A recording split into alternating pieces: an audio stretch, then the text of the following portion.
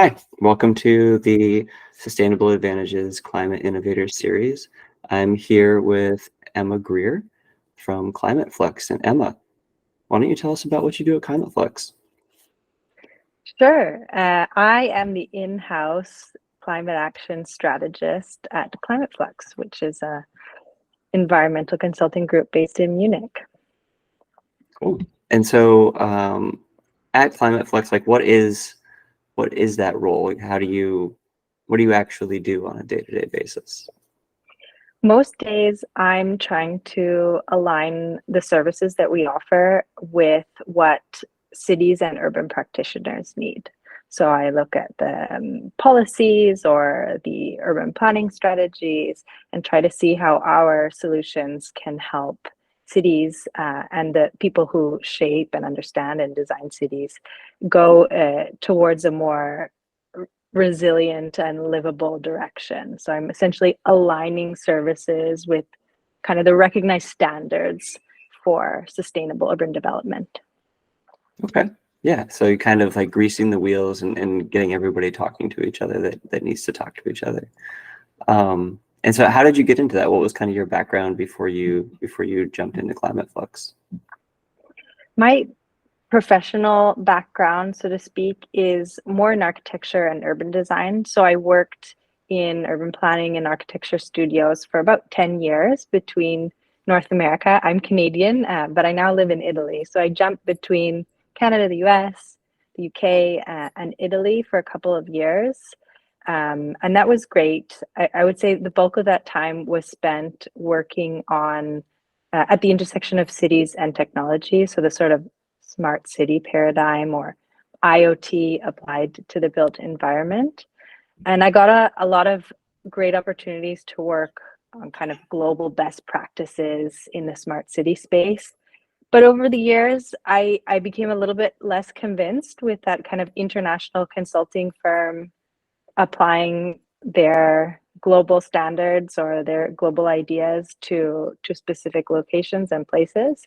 So I think for most of us, the pandemic was an important inflection point, or at least a moment to reflect on what we were doing. And I was looking for something closer to climate, how to address the climate challenge in cities using the skill set that I had developed in the world of architecture. So I turned to climate action for cities, and I got in touch through my own professional network with Climateflux, and I really like what they're doing because it is even if it's very data driven and technology centered, the solutions or the outcomes are very much place based and human centered. Cool. Yeah. I mean, I guess it helps when you have a professional network. I think probably most people listening to this don't know what Climateflux is. So maybe you could talk about what they actually are and what's the goal of Climateflux. Yeah, so Climateflux has has two lines of services, consulting services and research and development services, and both revolve around the urban microclimate. So it was founded by two guys who met at the Technical University of Munich, and both spent some time at MIT in the sustainability lab and the Sensible City Lab. And both of these institutions, so TU Munich and MIT Sensible City Lab, have been responsible for creating a lot of the leading edge tools for understanding and designing buildings and cities from a, let's say, informational design, from a parametric design standpoint. So a lot of the tools we use to understand climate indoors, inside buildings, efficiency, daylighting, et cetera, have come out of these two institutions. So that was kind of setting the stage for what would become Climateflux. And they really emerged as thought leaders in the outdoor urban realm. So thinking about public spaces, your streets, your squares, your bike paths, your parks. There's really a gap there, that there's a lot of tools and a lot of work being done on the indoor environment and the building, but very little understood and tools being developed for those outdoor urban spaces. And that's really where Climateflux comes in. And again, their work pertains to research and development, so developing workflows and tools for understanding and shaping those outdoor spaces, but also technical consulting projects. So providing advice to people who shape those spaces. And those might be policymakers, but they're also landscape designers, architects, urban planners, real estate developers, regional governments, etc. Okay, so Climateflux might be selling some services or even some tools and data collection tools, especially to pretty much anybody who's making a built environment, right? Like a government or municipality could be making policy, but also you might have buildings that they're making, and then real estate developers might just want to make a nice feeling outdoor environment, and might use the consultancy. Yeah, it changes from space to pace. Germany is our largest market, so there's definitely influence from both the private and public sector. If you go to places like Singapore, for example, it's heavily driven by the private sector, by the public sector rather. And you'll go to another city that Dubai, for instance, their quote unquote public outdoor environment is largely developed by private developers. Interesting. So Yeah. it changes. Your target audience will change based on the city that you're looking at. Right. And that's kind of what we experienced a little bit when I brought you over to look at the Cary, North Carolina, and we mostly talked with policymakers because they're driving policy for private developers to develop stuff later on. It's kind Exactly. of the workflow.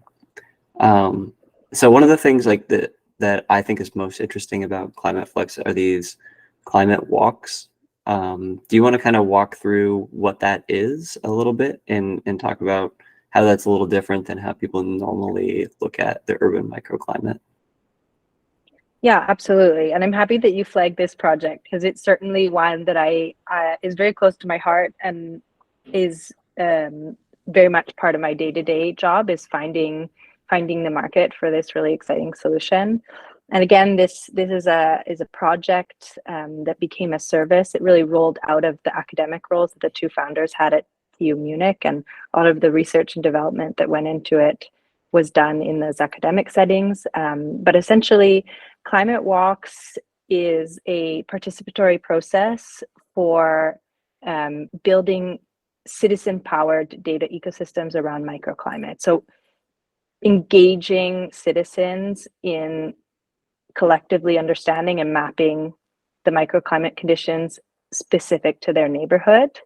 And that's different from the status quo in that typically we are using satellite data of a city to understand the general climate conditions, for instance, heat mapping using Landsat data.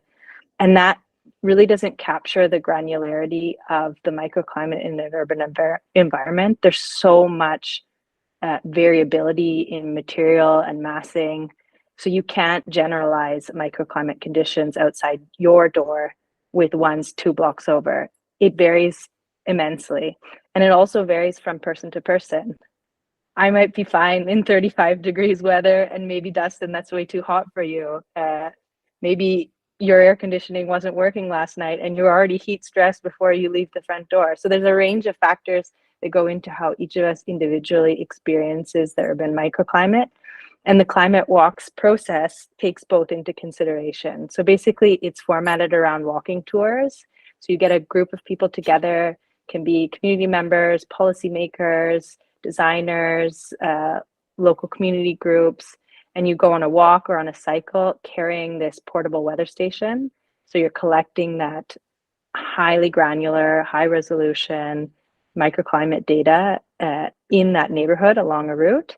And at the same time, the participants are submitting their experienced climate conditions through a web-based survey.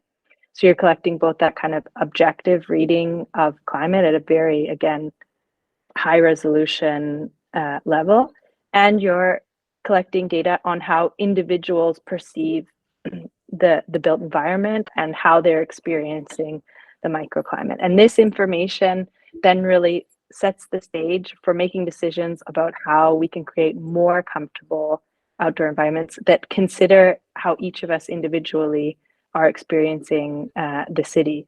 So it's a great way for urban practitioners and policymakers to kick off a heat resilient strategy, for example, or a active transportation plan in a specific neighborhood.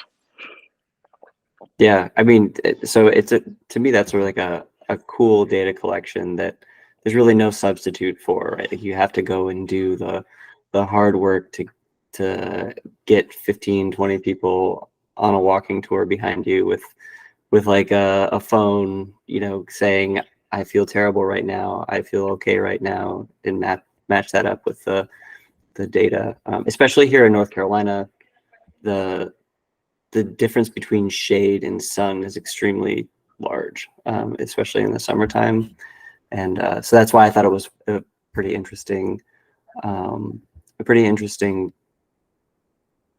project, because you get this data that you really just can't collect unless you actually have boots on the ground, walking your normal kind of route that you would take. You know, if I'm going to build mixed use development somewhere and I expect these people in these apartments or townhouses to be able to walk to the grocery store, well, maybe I want to walk that route and see if maybe I should put some more trees in or something like that. And then I think that's excellent.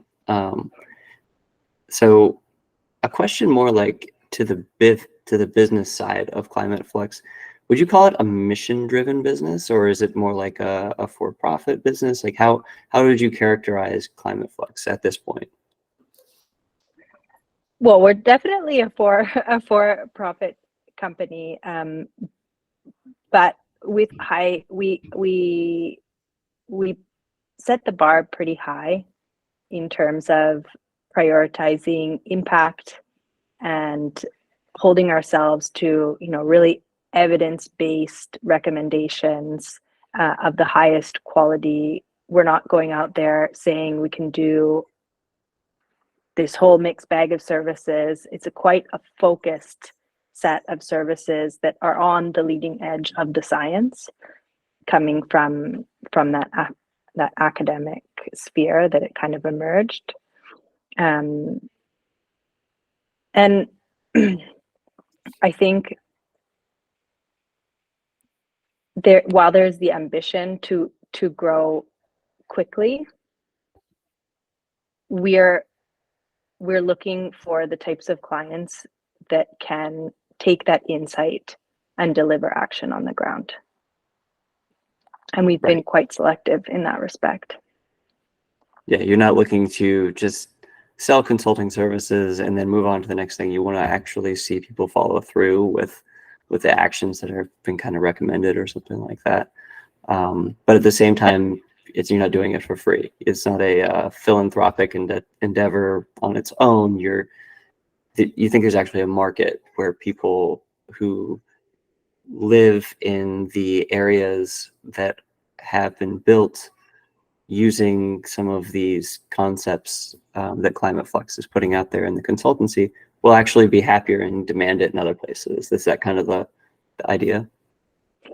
Yeah, and I think Climate Walks is actually a really great example of this. The participatory aspect of that now service offering isn't strictly necessary for the main value proposition, which is the data. I mean, that you're collecting through this mobile weather station. But both in addition to that subjective layer of data, it's really, it has a huge impact in terms of building consensus around a new initiative, just getting people in a room, talking about a project, talking about what could be improved in their neighborhood, does a lot to move that needle from just pure insight to action, and inclusive action that incorporates ideas and the needs of the individuals who actually live in that community. Right. It's like a nice little community push Yeah. that starts to drive, because nobody likes to be miserable when they're walking around outside. I think that's a pretty consensus opinion. But at the same time, when they look at the trade-offs of what you're going to have in order to make that happen, this kind of starts that conversation, which I think is Yeah, good. it moves you from the not in my backyard to yes in my backyard Yeah, kind of mantra. exactly. Because some of the stuff, it isn't that hard to do, but you have to get it in place. So just kind of thinking about forward at Climateflux, what would you say kind of holds up growth, or where you want to go with the company? Is it more like just get to operations? Is there some product market fit that you're trying to explore? Like, what is it, are people kind of resistant to the ideas? So you have to do a little bit more work to grease the wheels. What would you say is kind of the biggest holdup? There's a lot of milestones in our growth strategy. It's really such a remarkable story. It's almost as if um, the solutions appeared without a clear understanding of the problem to a certain respect.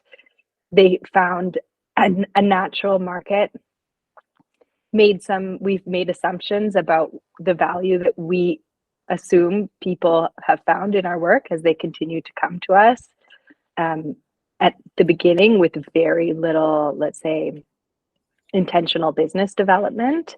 And now we're kind of in that stage of saying, do our clients, past, present, and future, really value what we think they value, or are they seeing something else that we're not yet capitalizing on in terms of marketing and business development? So understanding ourselves is definitely one of those milestones. Here in Europe, there's a remarkable amount of funding, not so unlike the IRA funding that's come out recently in the US, but the European Commission has been very generous, very intentional, and with its grants. And a lot of, for instance, the research and development work that we do is funded by European, national, regional, and even local funding. And that has really allowed us to test and to work with a diverse set of stakeholders. For instance, to work with sociologists and anthropologists on the Climate Walks initiative, to test solutions for bikers and pedestrians to find the most comfortable outdoor path, using AI-driven microclimate modeling. So we've been able to do a lot of experimentation with that R&D vertical. I think moving forward, we would like to really push on the consulting side, and for that very reason that we want to move from insight to action. We want to work with the people who have the levers to improve the built environment, especially those kind of lovable public spaces that make our cities great places to be. Um, yeah, I would say that's the big push right now, is to really sprint ahead with the consulting work and to continue to develop partnerships with other fields that can give us new perspectives on this theme of the urban microclimate. Okay. Yeah. So I mean, that's like kind of what's coming next. Is you feel decent about the technology and the data side, but want to keep experimenting, and then kind of keep getting boots on the ground on consulting. I think that sounds pretty reasonable to me. Yeah. I'm glad you think so. Um, Well, but as you know, you've been instrumental in helping us test some of those value propositions. So big thanks to you, Dustin. yeah, I'm trying. I think it's a really interesting project. I really like the climate walk stuff, and I encourage anybody listening to this to go check out Climateflux, check out their Climate Walks project, and it's not that hard to get it into your city and get people to start thinking about it, you kind of have more power than you think you do, especially if you live in the United States. So Emma, I appreciate talking to me today, and we'll chat again soon. My pleasure. Thanks for having me, Dustin.